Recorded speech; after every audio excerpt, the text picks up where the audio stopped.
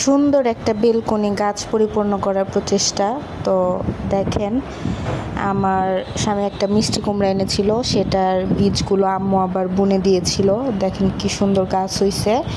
তো এটা হচ্ছে মিষ্টি কুমড়ার গাছ। তো এটা আবার তুলে নতুন করে টবে দিব। গাছ কিন্তু অনেকগুলোই হয়েছে। তো আমি গাছ অনেক ভালোবাসি।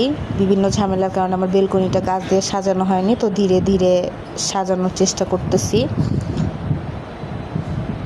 তো এটা হচ্ছে পুঁই শাক।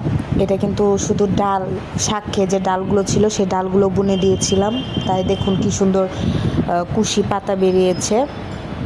এটার আলাদা কোনো যত্ন নেই না।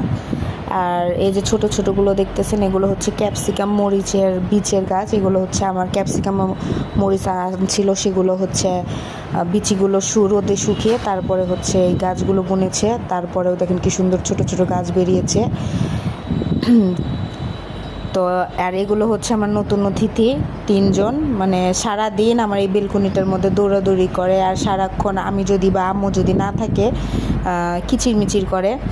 আর দৌড়ায়, মানে হাত যদি পাতি দৌড়ায় কোলে চলে আসে।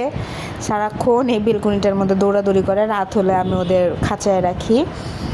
তো মানে মানুষজন যদি না দেখে তাহলে ডাকাডাকি করে, আবার কথা বুঝতে পারে, ভাষা বুঝতে পারে। দেখেন আমি হাত দিয়েছি, এখন আমার হাতে উঠে আসে। ওদেরকে আমি অনেক আদর করি। তো ভালো থাকবেন সবাই।